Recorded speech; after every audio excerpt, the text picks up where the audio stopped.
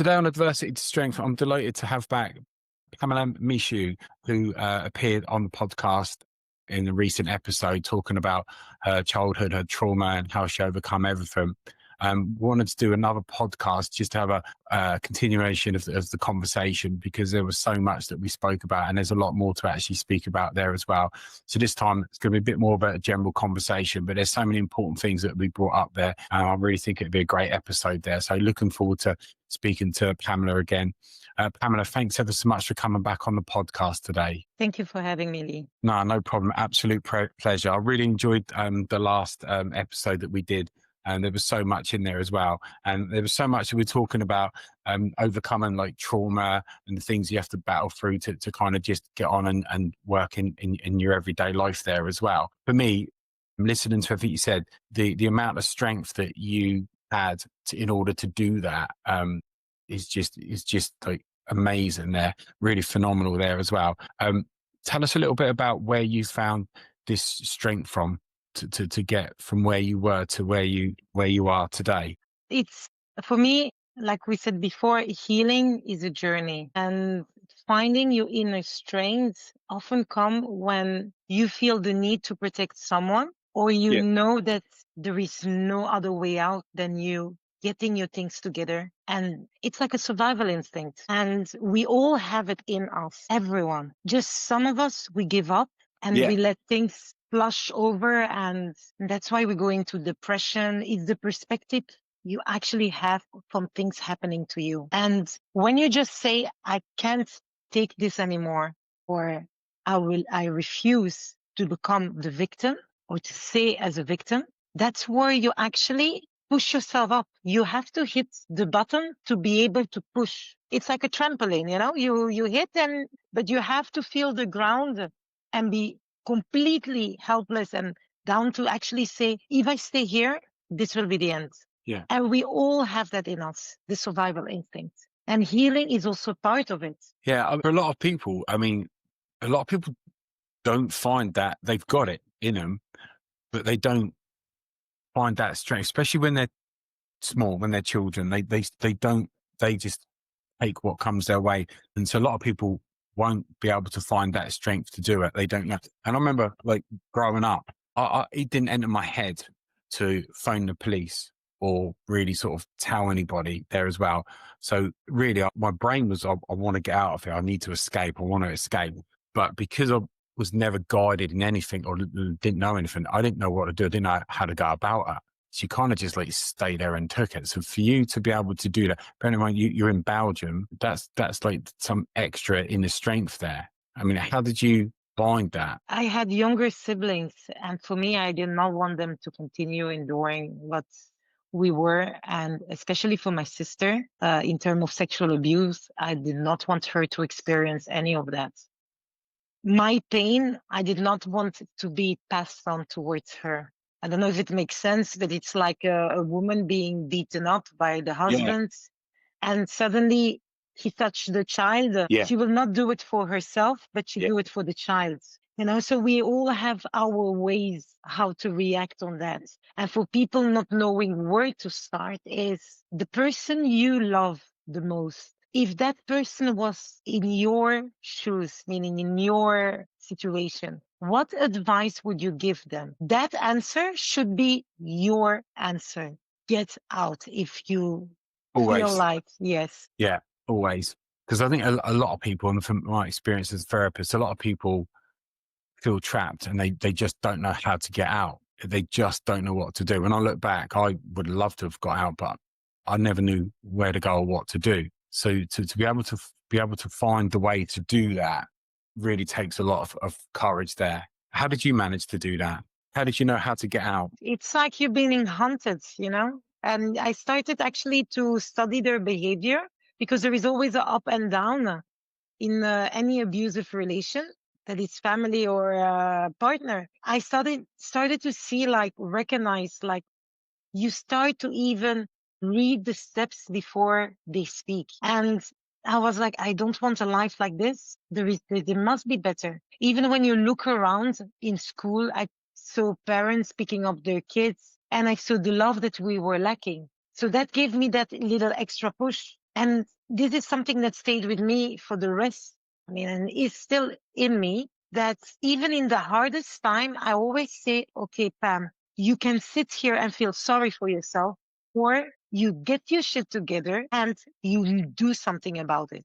And even towards my friends, I tell them, if you stay in this relationship, I'm not your savior. You have to want to get out. So it's one thing to say, I want to get out, but if it's only words without action, your words are worth nothing. That's true. It's the same someone who tells you, I love you, but if their actions are not aligned with their words, yeah. And self pity, I do not accept that neither for myself or for my friends. It doesn't get you anywhere. There's only so you To can do. nowhere. No. And we very often try to say, oh, but it's because of my childhood. I have all the reasons to be an addict, to be, Yeah, a horrible person, no trust in people. I choose to make the difference yeah, because I did not want them to win. Because if I just sit and feel sorry for myself and blame everyone else, I'm sorry, I wouldn't be where I am now. you'd still be there.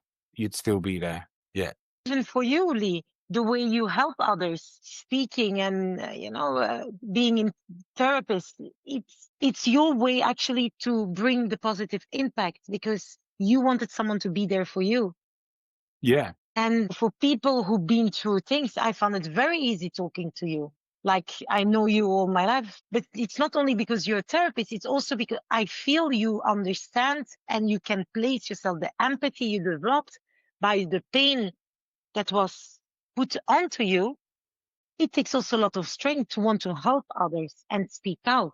yeah. I think it got to a point where I worked in sales. I was making pretty good money at times, and I just was working to pay the bills. And the more money I earned, the more the bills went up.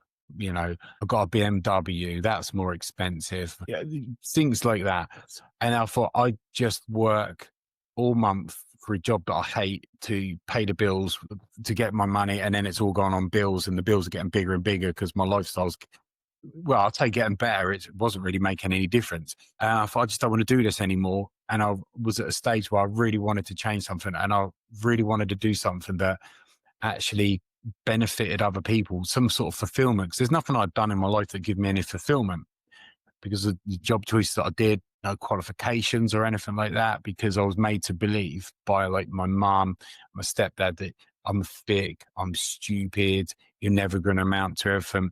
And when you're surrounded by that, some people can overcome it and get out of it, or other people could just believe what you're told. They're the people that you're around. They're meant to love you, but all they do is tell you these things. You end up believing it. And so for years, that's all I ever felt is there's, well, it's got to be true. And then you're struggling in terrible jobs that you don't even want to do. You can't even do a terrible job. But I knew that I've got a level of intelligence and there's something about me that I could do.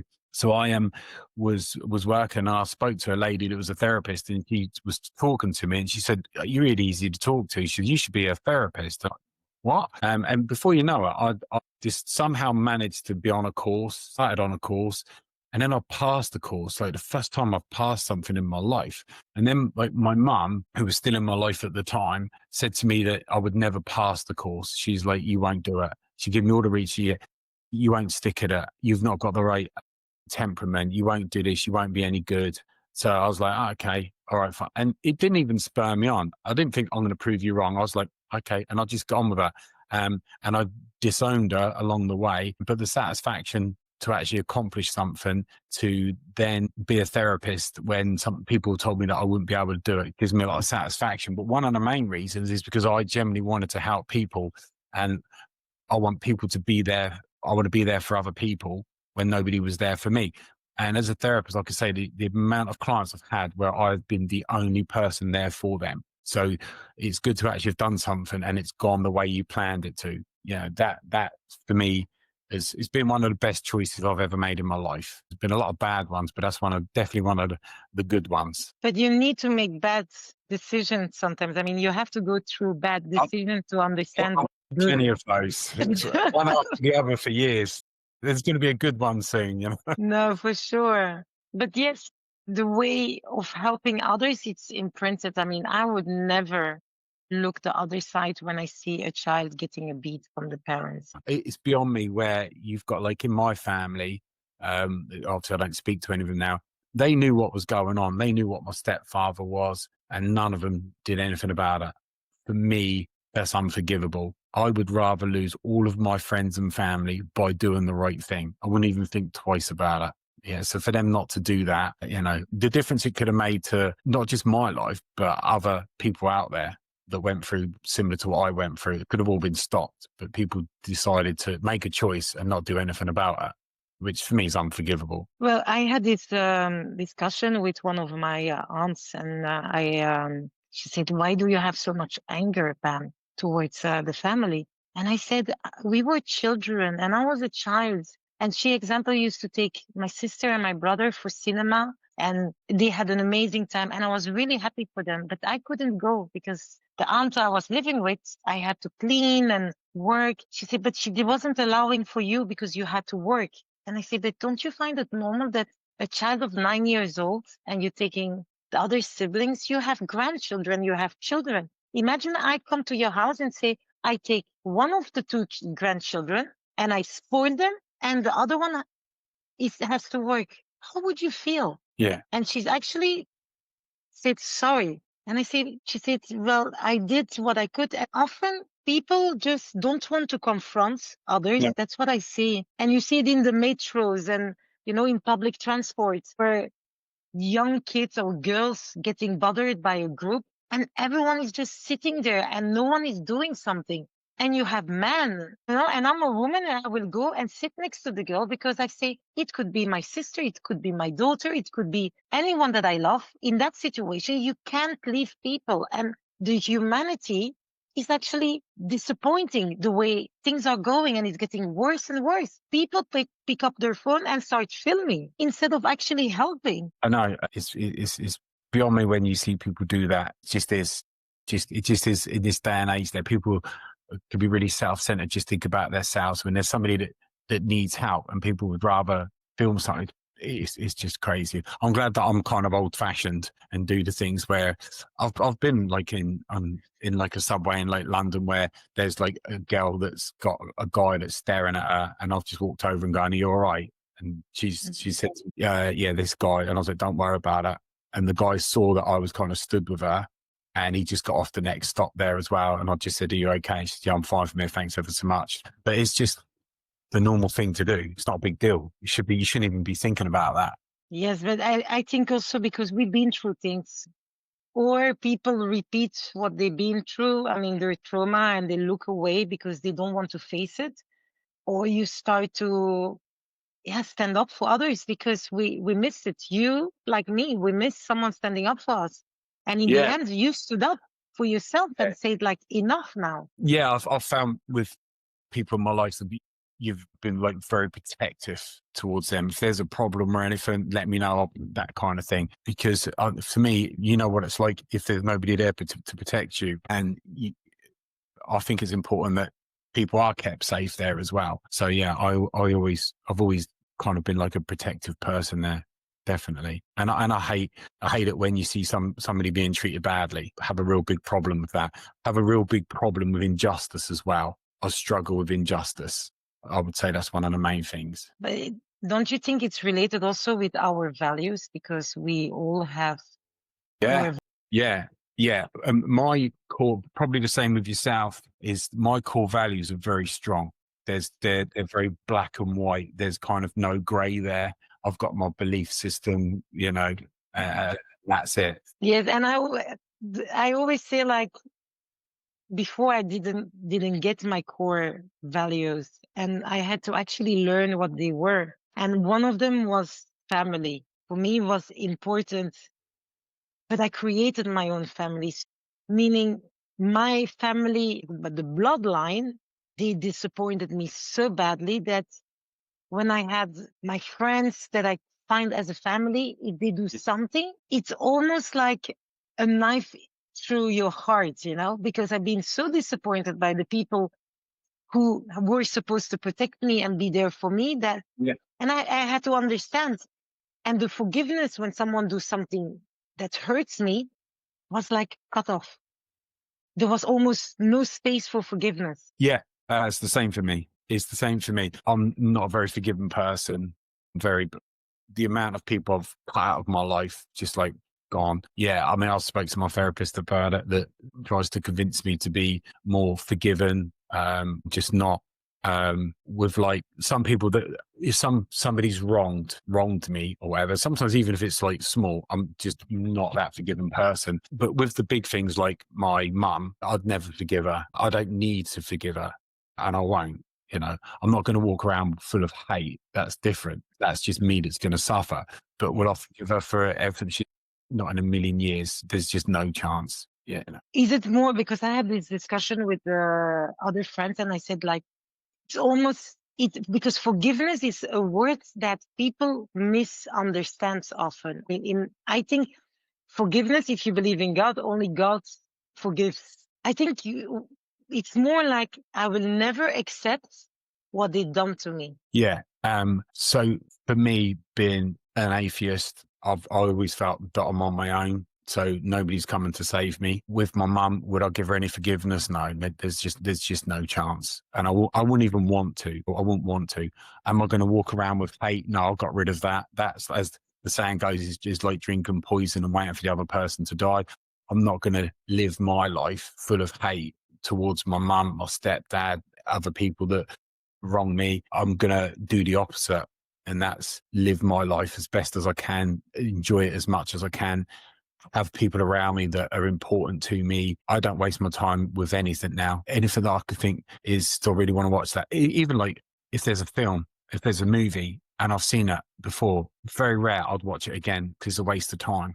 I don't want to do that. Yeah. So all the things that I do are things that I want to do, which is kind of a good position to get in there as well. But that's a victory for me. And that's what like my therapist have said, that every day you wake up, you live your life, you enjoy your life. It's a victory for you. It's a defeat for them because they're unhappy people, miserable lives that did their best to try and make you feel that way. But when you're living your life and you're enjoying your life, that's a victory for you. So even though it's not easy, I still use that principle to go, yeah, my life's good. I've accomplished this. I've done that. I feel good about myself. And I believe in karma, and the karma that's gone their way is unbelievable. They're both paying the heaviest prices possible. And my life's gone in a much better direction. That makes me happy. And it sounds similar to Sure. yourself. I always say, karma has no expiry date. Yeah. Yeah. I always sort of joke, it's one of the reasons I'm a therapist, is if I go around being nice to people, then I might get some good karma, because I'm owed some good karma. Because for me, in the past, even though I've not really sort of done anything terribly wrong in my life, anytime I've made a mistake or made a bad choice, I've always paid for it, and with interest on top, without a doubt. And it will be a like for like equivalent to whatever I've done. It'll be something almost like for like that's come along that's affected me in a bad way, with the consequences, and there's a bit more on top. I always find karma will always catch up. You might not know that person's karma's caught up with them. On paper, it looks like with somebody like an abuser, they died, and they never got brought to justice. But there will be karma that would have got to them. It always happens. I've never known anyone in anything come away unscathed. You can see, and people, the older they get, the more they're afraid to die.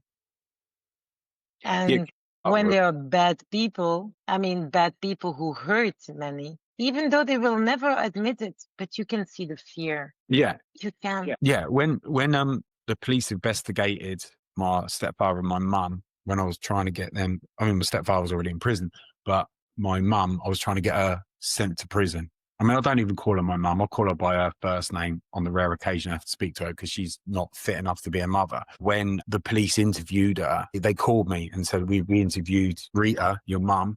I was like, okay, how'd it go? And they said, she lied through the entire interview. I was like, how can you tell? Because I told them all about me, and I felt like I was a kid telling them, like I was, hey, did you believe me? And they're like, yeah, Lee, don't worry about it. We believe everything you said. Here's why. And I was like, how could you tell she was lying? And they said, everything that she said, if she was, we could tell if she was lying or telling the truth, because if she didn't want to answer a question. She was vague. She didn't know the answer. It didn't happen like that. She can't remember. But anything that she was happy to answer, she could answer straight away and she could remember every single thing. He said, but she cried all the way through it. And he said, from my experience, he said that it was just, you could see her face. It was shame because she knew what she had done. Yeah. So, you know, and she's like in her 70s now. So, and her life's pretty awful. So all of her karma's caught up with her without a doubt. And she's got to live with that. She's in denial. She will never admit it. She won't admit it to herself, you know. And like my heart. But admitting means she Yeah. actually, it becomes reality. Yeah. And she won't never do that. She will Mm. never, ever do that. And my sister sent me she's gone the same way as her and everyone else. She's not one of the donor ones. She's a different donor who I grew up with, but she was never a nice person. But she sent me some big long text messages to say about, it'd be great if we could have a relationship. And I was like, no. I said, you always against me. You always getting me in trouble. Getting me hit, shouted at, because she was always very jealous of me. I've no idea why. Then when the police spoke to my mum about all the allegations and the case they were building, and she sent me this big message, all really angry, saying, you've said this, you've lied, you've done blah, blah, blah. And I was like, so I went through every bit. It took me a couple of hours to reply to her message. It was such a long message. And I went through everything she said. And I answered every single question. I was like, right, if I've made it up, if I've got it wrong, if I'm lying, then let me know on that. She never replied. But she even said in the message, everything you say about our stepdad, I believe you and what he did. But everything about about our mum, you're lying. I was like, so that's all totally true. Here's all the evidence against her. And even the police said she's lying. She wants to believe it. She Oh, wants yeah. to believe it. Yeah. I had my brother, my aunt was horrible, even though that he was her favorite. He kept being in contact with her for years after. I just cut off with everyone. Yeah. And one time I told him, I say, why do you keep hurting yourself? Because then he will complain. I say, I don't want to hear it. You choose to be in contact with her. So if you are in contact with her, what is this kind of relationship you have with her? And very often people who've been physical or sexual, whatever abuse you've been through, it's like you and me, we don't understand that. But I can see with many people around me that they stay like hooked. It's like a drug for them. It's like something very strange. Like they become like submissive towards their abuser. Yeah, yeah. There's different reasons for it. A lot of it is a defense mechanism to protect themselves there. If they still hang around there, it's in their mind, it might not have happened like that. It didn't happen. They blocked it out there as well. There's all different reasons. You can get like if you got like a woman that's been raped by a guy, she can often go back to that guy afterwards and voluntarily have sex with that guy, which sounds like crazy. Why would you do that? But for that person, they're trying to take back control of what happened to them when they were out of control. Yeah, I mean, I've done so much studying and courses and research on that kind of thing, and obviously knowing about it like myself, it's so complicated because if you've got somebody that's been through that level of abuse, where we're as children, we're so desperate to have our parents love us and keep us safe there. When it doesn't happen, what we'll often do is we will create a fantasy world of that parent. So we get to story that it's our fault and they're really amazing parents. And yet anything they do is to teach us a lesson, and they build a fantasy that that person's a great one, a great parent or an auntie or whatever. So there's lots of different reasons why that's happened. It's common, but for somebody that like myself that just cuts people off, won't have anything to do with them, that's it. You're kind of frustrated, but everyone's different. Yes, everyone deal with their traumas in a different way. But you become like, and I was very angry. I didn't even realize how angry Yeah, I was until same. 2 years ago. I was like, for me, they did not exist. They were like dead.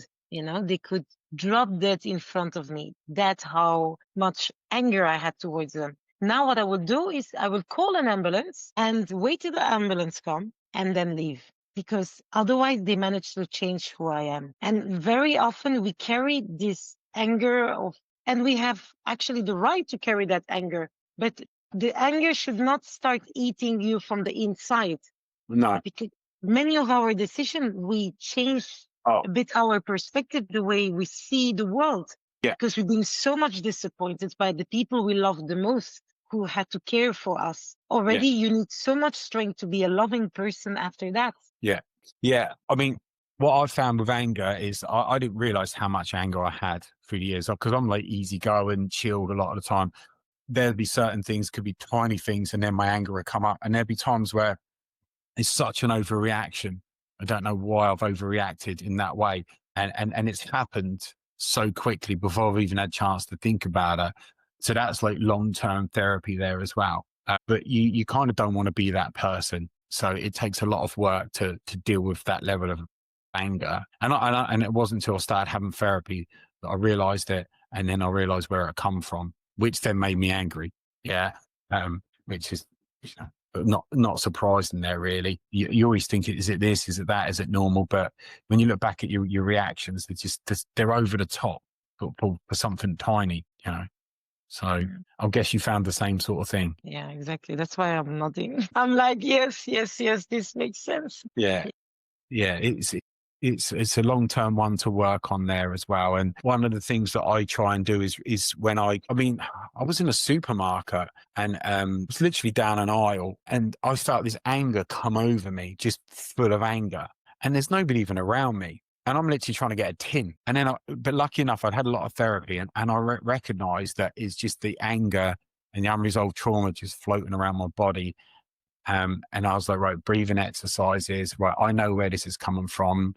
This isn't accurate for my surroundings and circumstances. There's nothing to be angry about. And by the time I had left the shop and got to my car, pretty much all the anger had gone. Before I'd had that level of therapy, that anger would have come to the surface and I would have been in a really bad mood and angry for several days. Yeah. I mean, I do boxing to control it, There's to nothing. hit everything. Yes. And there was a moment where I was going 6 times a week, 6 hours a week, one to one, because I was writing the book. So I had to relive everything. And there were moments where I could not make a difference between what happened before Yeah. and that I am actually now an adult, because the mind has its ways of working. Yeah.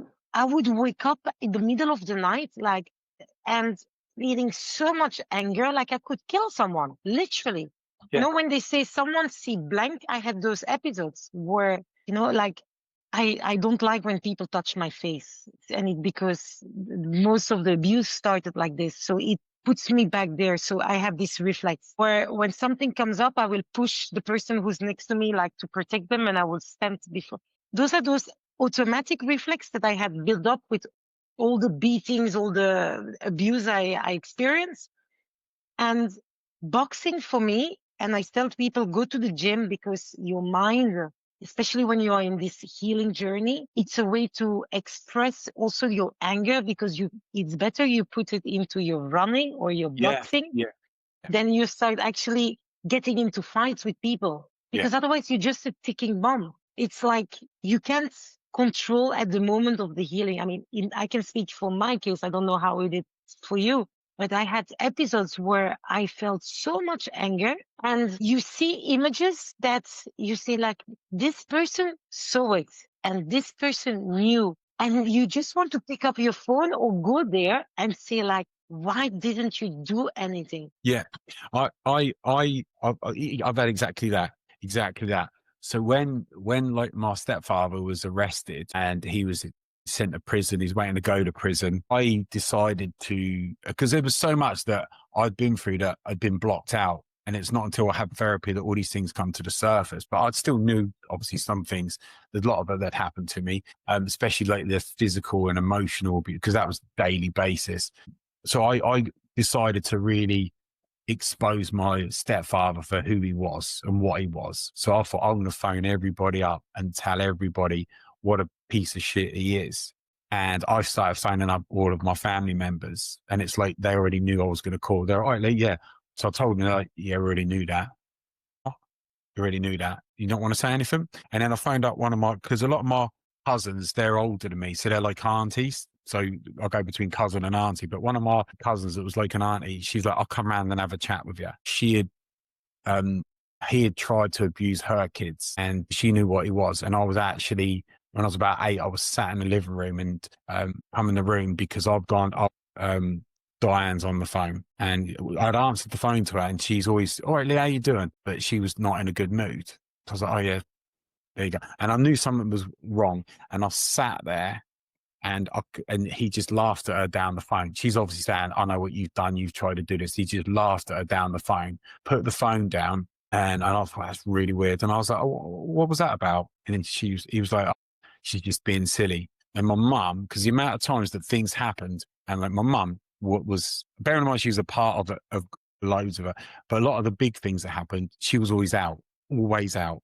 And she'd come home and I sat up. Usually I'm in my room just to get away from him because I couldn't stand him. But this one time I just sat on the sofa because I was thinking he's got to say something to her. And he just sat there and I sat there as long as I could. He didn't say a single word to her. He didn't even say a single word. And when I spoke to her, when she came around and spoke to me, I was like, if you knew what he was, why didn't you say anything to anyone? Anonymous tip off to the police, tell my mum. And she was like, how could I? It's your mum's husband. And I'm like, yeah, but she had small kids and it's obvious what was going to be happening to, well, at least me. And she was like, and I just thought, go fuck yourself. And apart from like at my cousin's funeral where she come over and said, all right, I was like, yeah, all right. Yeah, good. Yeah. Yeah. That was it. Don't speak to me. And all the other ones that knew, they all just looked over to me as if it was me that was done something wrong. But none of them had the guts to come over and speak to me. My mum didn't even have the guts to turn up at my cousin's funeral, and she can't stop lying. She actually phoned up because my cousin messaged me and said, "Your mum's not coming. She's ill." I said, "She's not. She hasn't got the guts to turn up because she knows that I'm going to be there." You know, so yeah. And I mean, what you're saying for me, my father abused even some of his sisters, and now they start speaking up. My older sister, other sisters, and friends of my sister, everyone knew. Yeah. And that is what is so crazy. I will never allow, you can be my brother, you can be my child. If I know you do something, no, I mean, Yeah. it's- I mean, when I've got obviously lots of books on the subject, and I did a course at the start of the year as well, because I just really wanted to become an expert in that field. And it was my therapist said to me, Lee, don't try and read the books one after the other. Read a couple of pages at a time, because it's hard going. I was like, yeah, no, I'll be all right. It's only 160 pages. I'm reading 5 pages of books about child sexual abuse, and I was mentally drained. I was exhausted. I was having to go for a sleep because it took it out of me. It took me a lot. I was like, yeah, I think you're right. She was like, I did tell you, I did warn you. So that was really difficult. Statistically, one of the things that stood out in the book, statistically, high percentage is children won't be believed by the mother if it's like a family member, if it's a father or a stepfather, because there's too much repercussions for them. So it's right. It's instead of saying, right, that's it, I'm grabbing my kids. I think it's like 42%, something like that. It's really high percentage that a mother will not believe the children because it means that they're married to or with a paedophile or whatever, their child's been abused. Financially, can they afford it? People's going to know. They're going to move out of the house. They're going to get divorced. All of these things. So it's easier just to go, don't lie. You just want attention. Whereas me, I'd rather lose everything. Wouldn't even think about it, me neither. And a lot of people, because of how extreme it is, a lot of people will justify it or they'll play it down. Nobody will look at it and accept it. Nobody will, because a lot of people are responsible. And once you know what to look for, they stand out a mile. And there's so many warning signs. There's so many warning signs there. I get it all the time with clients telling me stuff. You can see it's obvious, but people choose not to see it. Not always. Sometimes they're just oblivious to it because they're not thinking about that kind of thing. Yeah. I noticed. I mean, I had also stepdaughters and, some friends of their father that I would say like, this one is into young girls. My body was rejecting them before even my mind could go. Yeah, it's just saying you just know. It's like, yes, it's the way they look, they place their hands. Come on. Yeah. I mean, yes, there is a caring way and there is I mean pervert way, if I can say it like Yeah. that. Yeah. Yes, even in the park, yeah. Sometimes you see dads with where, and sometimes it's even women the way, because you have it in both. And it's not a lot said. You have also women abusing. It's happening both. And that you just say like, no, this is like very, very uncomfortable. This person makes me really uncomfortable. Kids. Yes, or a man sitting near a park without children. I just walk, I say, where is your child? Yeah. I say, what are you doing? What are you doing with children screaming? Yeah. I have the right to sit here. I say, no worries, I call the police. And when I do that, the Yeah. person just stand up and get away. Yeah. 'Cause really, in theory, he's not done anything wrong. Because why can't he sit there? Would I ever go for a walk and then go and sit in a park where With there's I kids, wouldn't. Why would I? I'd only do no, it but for with kids screaming, if I want to have a quiet moment, I will not sit near a park yeah. So unless you have a medical issue where you can't walk. yeah, No. exactly. And just sitting there and looking at kids, not even to the trees or something, your direction is towards kids. When you see these kind of things, people have to do something about it and just go. If he's there with the kids, I'm sorry. I said it friendly. I did not accuse the person. What are you? Where is your kids? I'm alone here. Okay, but and the signs are there. Yeah. People who decide to look the other side, you're not better than the person who's actually abusing because you're allowed. Yeah. And like my mum, she covered for him. She covered for him. For sure. She, yeah, because he abused like family members, friends of children of friends, and she covered for him. Yeah, it's some of the stuff that I found She's out. not better. Yes, she's Uh, not better. she for me, she's even worse. She is Yeah. even.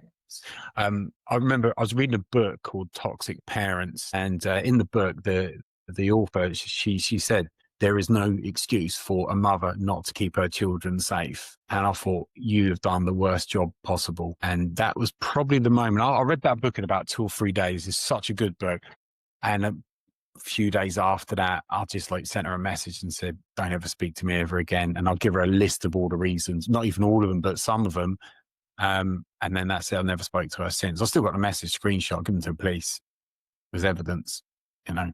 But yeah, but no matter what, she'd be like, "Oh, it never happened like that. I don't remember that." It never take accountability. Oh, no. I have, if you ask my father or my aunt, to them, they give the best education. They saved me from the wild Africa, if you ask them. Then it's crazy because the day they actually admit what they did wrong, it's actually them accepting also their own failure. And in Yeah, my family example, it's generational traumas. Most of them been abused and they've been through beatings and everything. So a few of them did the opposite and walk away from the family because I was saying, there's such a big family, but there are a family member missing that I never saw. And then I understood because then the cousin, they had this gathering and I was like, no, no. My younger sister went and she said, but now I understand because some of them, they did not want the kids to be mixed with the family because they knew how dysfunctional they were. yeah, So they just cut off with their family and you would see them at funeral or but that was it. yeah. Because a lot of the family members. So I never understood it as a kid, but a lot of like my uncle, he wouldn't bring his children around. He warned my mum what my stepfather was like in the 60s before they even got married, or she'd even met, and she just ignored it. She'd ignore, like Mm. she did everything. And he never brought his kids round, and other family members wouldn't bring their kids round. Why don't say you were a kid? I mean, you were a kid. That's what I don't get. But that's the thing is that they're like not bring their kids around, but they won't say or do anything. They got for me. I just can't comprehend that. I know why people do it, but for me, I couldn't live with myself knowing that. I just couldn't. There's no excuse. No, but they all knew what he was like. Because you know what the pain it is, and I see the way I am compared to my younger sister or my brother. I don't take pain anymore as much, meaning I don't give people much chances. Is it the correct way? Maybe. Is it, the wrong way? Maybe. but it works for me because I Yeah. had to survive by myself. And when you've been your own caretaker, you just know like this worked for me, this doesn't work for me. Obviously, during my healing, and I continue doing my healing journey because healing has no expiry dates, especially Yeah. depending on the way you experience things. Your tolerance for certain things are higher than for me, and vice versa. But you come to a point where you say, like, this I will take, this, forget it, I will not. And we come back to the core value to fully know who you are and what really matters to you. I always say, see the things that if someone do that to you, it gets you very angry because your emotions are, it's linked, you know. I say it like a steam cooker, you know, Yeah. Yeah. the fire is life, the cooker is you, and the emotion is water. And it's boil, and then with the pressure, you know, because, and that's why the panic attacks comes and the anxiety for people because they could not regulate their Yeah. emotions anymore because it's exploded. Yeah, yeah. Even like now, there's for me, there's things that I struggle with. Really simple, basic things. Like growing up, wasn't even was never taught anything, so I didn't even know how to eat my dinner with a knife and fork. So people think that I'm left-handed because I eat with my knife in my left hand and fork in the right hand, and apparently it should be the other way around. People go, "Are you left-handed?" Because nobody taught me that. There's things that because of like trauma, there'd be something tiny that I could overreact to and be angry about, or something big happens and I'm like, I don't care. Doesn't bother, and it's not bothering me in the slightest when it should do, and it doesn't. So it's all. I spoke to my therapist about it. She said, "Well, that's because your trauma. It's not regulated in the right way because it's kind of all over the place." And and I agree. I say it to clients: trauma is like you've got like a mirror, and you drop like a brick on the mirror and it shatters, and it's kind of all over the place here, there, and everywhere. That's how I've found trauma's affected me for certain things in life, silly things sometimes, you know. No, it's not silly because I think it's because you got used to certain things. I mean, I was also insulted. I was the ugly person of the family. You know, I was stupid, and they tried to put all this kind. I will achieve nothing in my life. Yeah, I was told all that. Is it? Yeah, and it's funny because I used to look at them even as a child, and I was already judging them. I was Yeah, like saying, like, "You're the stupid one." Inside, obviously, I wouldn't say it, but they leave that mark, that little grain. Even though you fight yeah, it, sometimes you know it's there. You carry it in a way. I mean, for me, I don't apologize if people are rude to me. You know what? I will put a mirror in front of you and you're going to look really nice in that mirror. You give me kindness, I will go miles for you. But you try to teach me a lesson or play a game with me, believe me, I will teach you how to play that game. yeah, And this is a way that my defense mechanism then became. Even being in the orphanage, I was the youngest girl over there. Imagine all these girls had their own trauma. Some, you know, were in prostitution put by their own parents. So you had so many stories. I saw teenagers in my center because at the time I was 12 and you had girls till 18 there. So you had all different backgrounds, suicides. I seen girls cutting their wrist, you know, taking drugs, medication, because they try to numb their pain. And I do get that. And I understand that. Now, anyone, even today, I met a woman and she dropped a bowl on the floor. And the way, you know, her reaction, I could see that she was going through things. And I stood up and went towards her. I was with a friend. The friend drew and hugged her. And she was holding her tears. And I just put my hands here as I breathe, and I looked her in the eyes, and she just started crying. So you never know the battle people are going through and the reaction people will have. So yeah, when you come across someone that a drop will be the way to explode, you have to be very careful the way you treat others yeah. because you don't know what they've been through or what they're going through. No, definitely not. I mean, I always think when I go to like the supermarket and I'm walking around and I'll see all these people, I know that every single one of those people is going through something. And I'm far from perfect. I don't claim to be perfect. I'll always be working on myself, but I do try to be nice to everyone I meet. I go out of my way not to say anything bad, but I refuse to say something negative to somebody. I don't want that person to feel bad about themselves because of me. I'm not going to judge anybody there as well. Everyone is living their life, whichever way they're doing it, there's always a reason behind it.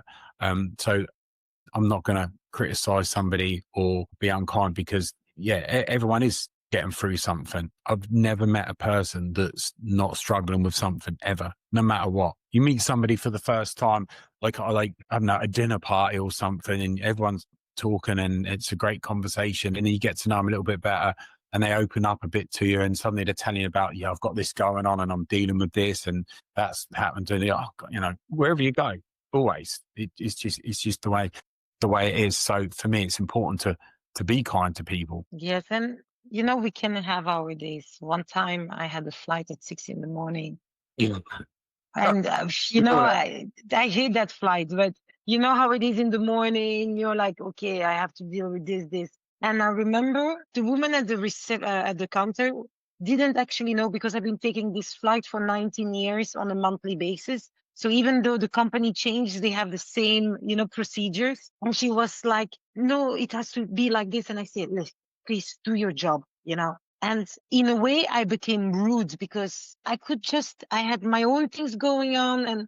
But I felt so badly. When I went through security, I kept thinking of this woman. And the next flight, because every 2 weeks I was flying. So the next flight, I went and looked for her and I saw her and I went and I say, hi. And her face like crisp.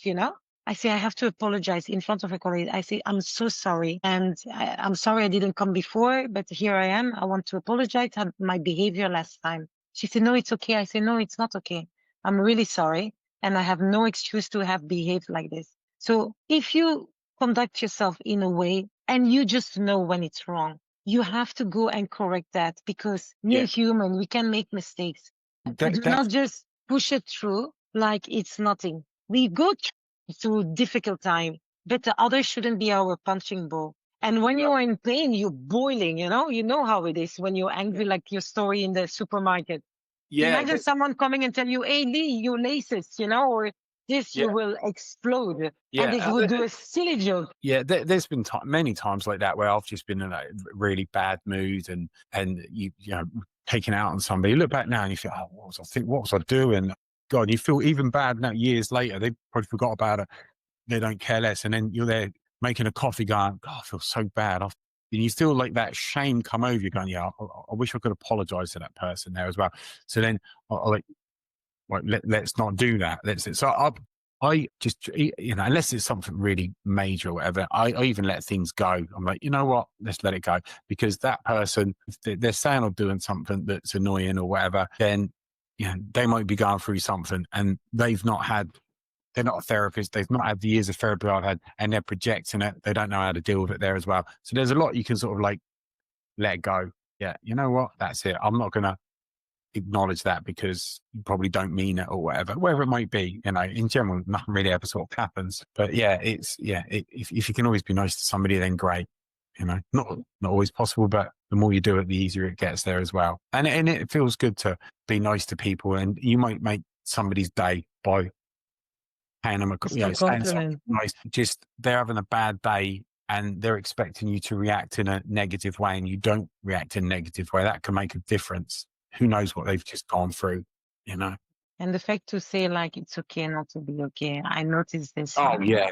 It makes a difference. There are simple words, but it can mean a lot for a person going through things. There is no shame. And I have a question for you, Nali, Go because on. I notice a lot of men are struggling with anxiety way more because they don't dare to talk. Because we women, I mean, I can speak for me, we have more of a support system between our friends. Women chat more about their emotions and you guys can sit having a beer and watching football and say nothing while we go and we talk about everything almost. So what advice would you give? Because I have a brother, I have a son, and I have to push and drag things out of them for them. And then actually they say, yeah, it was nice to talk, but you can feel the holding and holding. Yeah. What advice would you give?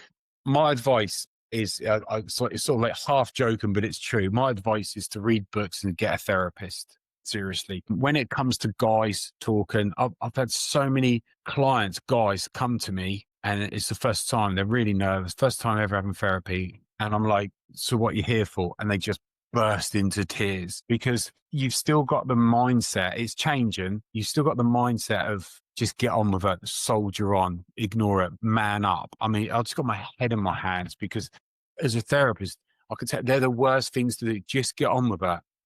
Why? You know, and I'm very much into the body keeps the score, like the book, which is brilliant.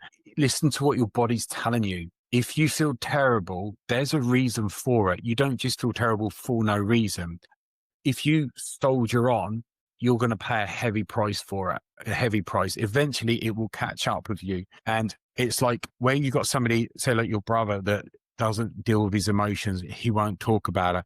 He's like a Coke bottle that's full up with Coke. Somebody's shaking it, and something will happen. Take the lid off, and it will all come out, whether it's in anger, whether it's like tears, whatever it might be, because it's unresolved issue, and then it starts building back up there.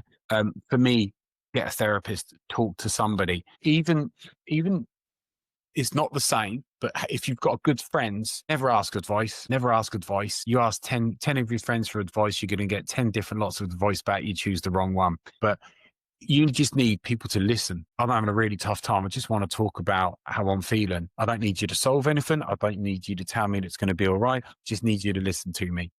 And that's a good start there. With guys that we struggle with it there, I mean, have I got any friends that I could do that to? Yeah, probably my best friend.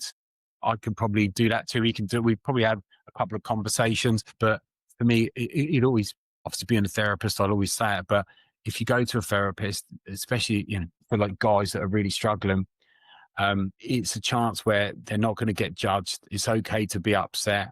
They're not going to have a conversation in the same way that they do with their friends or their family, where they can't really, they feel uncomfortable because that person knows them. And having a conversation with somebody they don't know that actually understands them, they're going to probably get a lot more out. They're going to feel like a lot more secure, especially if they got a good connection with the therapist there.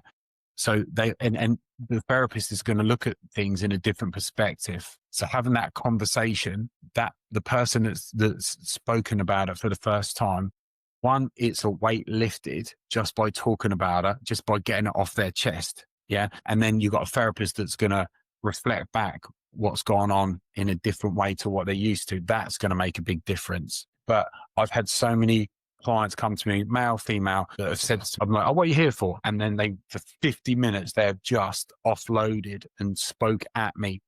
And I'm like, we're at the end now. And they're like, oh, Lee, do you know what? You're a miracle worker. I feel absolutely brilliant. What did you do? And I'm like, I didn't do anything. I just nodded at you for 50 minutes. You just spoke. They're like, why do I feel so good? I said, when was the last time you spoke about it? I've never done that. I said, that's why. You've got years of all of these things built up inside of you. And this is the one chance to get it out. Yeah. So that's kind of what I would say. I'd always recommend speaking to somebody. It makes all of the difference. There's a lot we can do.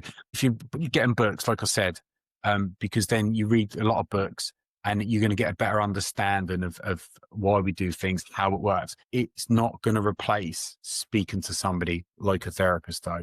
It won't fix that, It will help for me talking to somebody there as well. And again, I always say to people, it's okay. It's okay. It's fine.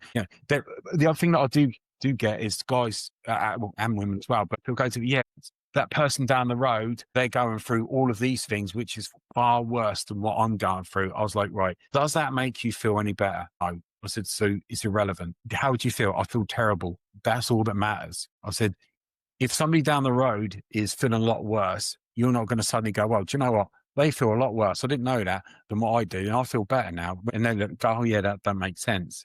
If you feel, it doesn't really matter what's going on for you. If you don't feel good, then it needs to be dealt with. You don't compare yourself and Never. your pain towards. Yes, that's what I keep repeating it all the time. But we are imprinted to compare ourselves You'll from always childhood.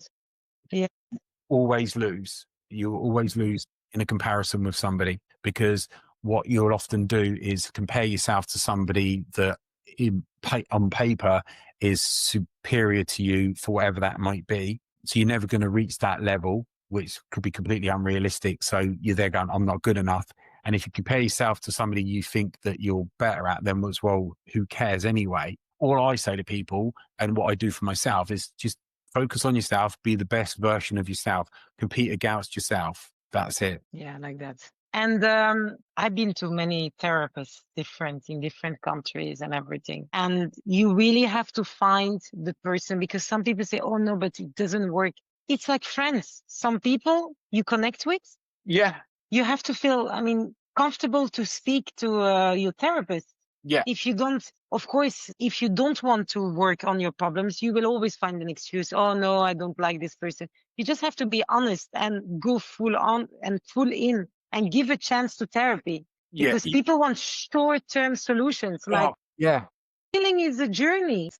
I get that times. First of all, first thing I say to a new client in their first session is, I said, it's a bit like a first date. You've got to have a connection. You've got to have a vibe with your therapist. If you don't, and I say it about myself, I said, if you don't, get another therapist, save your money. It doesn't matter how good they are. If you don't have a connection, it's not going to work. Okay.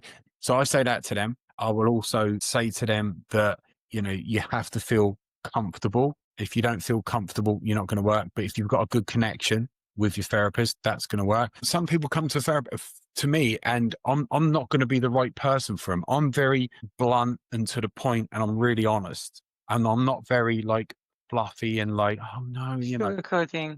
I can't do that. And But that's good, because you force the person to actually. it's good for a lot of people, and a lot of people Yeah. come to me and they go, yeah, Lee, I really want to come to you because you're blunt to the point, and that's all I've been wanting. Whereas my last therapist was a bit like airy, okay, and I wasn't getting anywhere. But some people don't want that.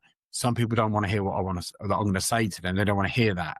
Yeah. Some people come to therapy and they're like, right, how long is this going to take? Because I've got to get going soon. I'm like, yeah, your therapy, you could be here for years. What? Why? Whether it's with me or somebody else, here's the reason why, and I'll explain it to them. Somebody, I'll like, give or take, we'll probably look at this amount of time or whatever. And some people want instant fix. And I'll sort of joke. I say, look, if I can get you to have dealt with your issues in one session, my fees are going to go up a lot. It's not realistic. Some people's got expectations. They don't know what to expect, so they make an assumption. I've seen some people, I said, look, you've been in therapy for years. You're never going to reach that destination, but it's a journey. And a lot of it be step by step. But look where you're going to be in 6 months, a year's time. It's going to be life change. It's going to be a massive improvement. So people's got to want to do the therapy. They've got to want to do it. And they've got to have the right type of therapy, and they've got to have the right therapist. I've been lucky. I've had 2 that's been brilliant. I have one in my mind that keep popping, and I went there, and I remember going in the room, and she said, "How can I help you?" And I say, "My childhood wasn't easy," and I started talking to her, and then she sat down and she said, "You're a miracle," and I laughed. I was like, "What?" And she said, "Yes, look how you are. You're positive, and you come and you still keep smiling. Start celebrating you." She told me, and this little phrase. And she also told me to write down things. It helped me so much because it just simplified, celebrate you. Because for me, it was normal, everything I was doing. I never stood still like, now I can say, wow, I came from there and I'm here now. Yeah. It took me a long time to actually be proud of myself. For me, it was normal what I was doing. Because with yourself, it wasn't one thing. A lot of people, it's one thing. And I'm never going to trivialize what somebody's been through. Yours was like different circumstances, just from moving from like Congo to Belgium without your parents. And then there's so many things that has happened along the way to you. So it's not like, oh, we're free now, it's all good. Then there was something else that's coming up. And then you're fighting a battle, courts with your daughter, with like auntie, all of that. There's so much there as well. So to continually find that strength, to then overcome it, and then to go on and make the most of the life that you've done, that's pretty impressive going. I don't think just anyone could have done that for me. Not everyone's got that same level of strength, without a doubt. Not everyone's got that. For me, it's normal. Yeah, that's the problem. Exactly. That's the problem, is that when you can normalize what you've been through, it's like, well, a lot of people, when I like tell my story about what I've been through. People are like, oh, God, I'm really sorry to hear it. And I'm like, is what it is. I can't do anything about it apart from deal with it as best as I can and hopefully help other people along the way. But you do. I mean, when I got to bit to know about your story, I was like, wow, it takes a lot of strength, and especially the work you do. It's like I always dreamed to be a lawyer, for child to, Yeah. you know, and then I stopped school at the age of 16. So I was like, oh, forget it. So I helped in a different way, kids that I could help, or even now, if I can help a mom with her children, I will be like, and my friends call me like, I'm like this Wonder Woman, that comes to rescue everyone. And I do certain things I don't even realize, because for me, it's automatic. Yeah. Yeah. Yeah, and we normalize our strengths because we're used to it. And then we compare ourselves. When I read your story, for me, it was like, whoa, he'd been through a lot. And I didn't even put mine because I didn't compare. I was just like, wow. It's because when it's ourselves, we never think it's as bad as what it is. And I've had clients that have told me their story. I've had to explain to them that that's really serious. It doesn't get a lot worse than what's gone on for you. Just think. I'm like, I'm telling you. And I'll say to them, what would you do if one of your friends told you what they had been through and they had said what you've just told me? They'd be like, oh my God, that'd be terrible. Oh yeah. Oh yeah, I see what you mean now. And then they suddenly realise just what they've been through. I didn't realise what I've been through. I remember thinking, even talking to my therapist, I went to like a counsellor for 6 sessions um, after like my stepfather was sent to prison and everything was starting to come out. And I got 6 sessions on the NHS. So I've turned along. My mum, she didn't need to go because she didn't need it. She needed it more than anyone. I was the only one that went. I didn't have a clue. I just turned up. And I was like, and I was literally disassociated to it. I was numb to everything. The poor therapist, the poor counselor, she wasn't prepared for what I was, and I didn't know what I was going to be saying. She was there and she was like wiping tear away on her eye. And I'm like, she's sort of like talking away. And she's like, I was like, you all right? Yeah. She said, yeah. I was like, you're right. You seem a bit upset. She went, yeah, I've just listened to what you've told me. And I was like, what do you mean? She was, well, did you not listen to what you were saying to me? And I said, well, I said this. She said, yeah. Do you not realize what you said? And I was like, I was almost like a kid. I was like, is that not normal? She said, yeah, no, that's not normal. Think about it. And then at the end of the 6 sessions, she said to me, you need to have long-term therapy. And I was like, oh, okay, all right, fine. Still not really taking it in there. And it wasn't until years later to have the therapy there as well. But it's not until now that I know, and obviously therapy over the years, when I look back, that what I was saying, I had no idea what I was saying or what I'd been through. Because when it's us, we normalize it, and we always assume it's never as bad as what it actually is. With the things that you've been through, there, just whether it's me talking to you as a person, not even a therapist, you there going, that's a lot. That's a hell of a lot. Oh my God, how did you get through this? How did she survive so well to get out of this? This is awful. This is terrible. Yeah? But you're there going, yeah, I did this and I did that.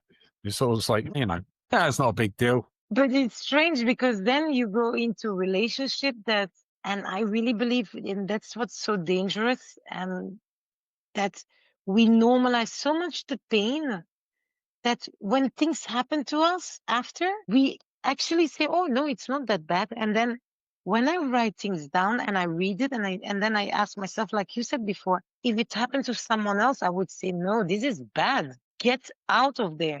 So that's the danger when you experience traumatic experience. Yeah. You're holding into certain situation that you should actually leave, because as a child you survived things that you actually put on the side, like on the backside of your mind. And then you go into your adult life. And that's why it's important for people to heal about their traumas and work on the healing, because healing is a journey. Because otherwise you're going to pass certain of your traumas towards your children. Conscious, unconscious, the fear of abandonment. So there are things you will do automatically that your kids will pick up, because kids are like sponge. And when you have that anger, if they see you exploding for the little things, they think when they have a partner exploding, but that's okay. I saw my mom or my father doing that. It's not that bad. But then if the partner does not work on their healing, that explosion can become a slap. And, you know, so that's a bit the danger. And that's why it's so important to actually recognize your fears and what you've been through, the things you minimize, even a kid's being called stupid, you know? You devalue your intelligence because you thought, like, even though you want to work on it and you still, I mean, I have my own company, not that I'm stupid. I know that I have a mind that works very well. And on paper, there is one thing, but it's also what you do. With you have people with amazing diplomas and they don't do anything with it. Yeah, definitely. Yeah. So in your case, that's why I say like it's amazing the way you deal with things and the way you advance in your life and the choices you made. And like you said, I would not realize certain things, but when I was talking to you, like, wow, okay, okay. And coming for you, for me, it made a change. Some of my friends, and it's not to make their problems look smaller, but told me certain things. I will not take it as much as someone that I know been through similar and can really understand, because you can say like, I understand you, but you want to understand them. But if you didn't experience, you know, Yeah. these things you can't learn from books. Yeah. I think You can analyze them, but you can't learn really the feeling. as a therapist, you don't have to have been through everything that the client's been through. It's impossible. But for me, especially with what I've been through and the amount of clients I've had that's been through similar, does make it, for me, it does make a massive difference to them when they can either they don't always know what I've been through.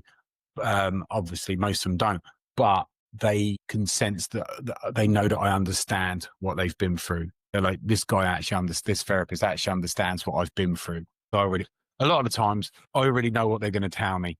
I already know. And they're going, oh yeah, well there was, and I'm kind of at the end of the sentence, waiting for them to get there. I already know. And sometimes they're struggling. I'm like, it's all right. I already know what you're going to say.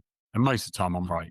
Remember our call Huh? when we had the call before having the first podcast? Yeah. I told you, for you to understand, I felt very easy to talk to you. I mean, we never met in person.